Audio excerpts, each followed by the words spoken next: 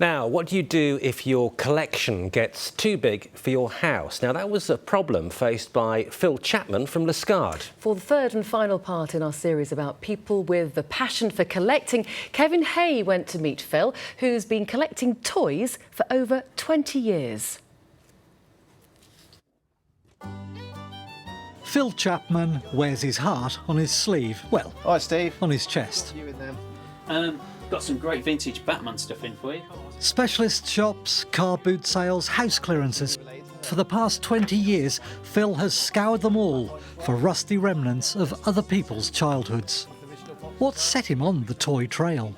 I had a vintage motorbike and a vintage tractor when I was a lot younger, but storing them and moving them, it's a bit difficult. And then I went along to a local toy fair once and I spotted tin plate toys. And that was it, I was hooked. The earliest one I bought was a Metoy tractor clockwork. So when you saw that first model, what went through your mind? It was probably the closest thing to having a real tractor. You could smell the oil inside it, you could wind it up, it would move, and that's probably the closest thing you could get at the time. And once I realised there's more vehicles out there, trucks, tractors, cars, that was it, I just started searching. Phil's collection outgrew his home, so some of it is now on display at Liskeard Museum.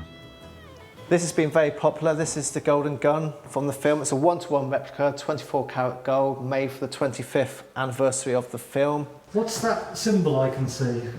You can get a zap code on your phone and you simply just put it up. What happens? And it brings it all to life and it will show the gun. This is called augmented reality. Get your kids to explain it to you. If you're a James Bond collector and you can't afford an Aston Martin, they say this is the second most desirable thing to have in your collection.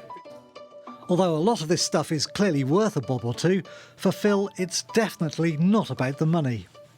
When you're going out on the hunt, what's the feeling like?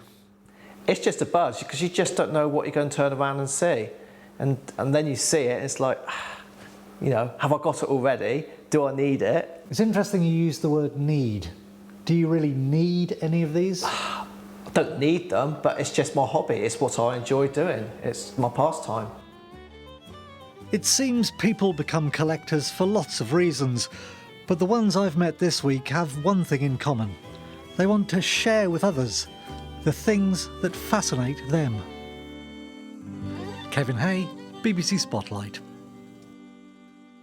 That has been a brilliant We've met some really interesting characters, haven't we? Yeah, Fantastic. Fantastic series. Excellent.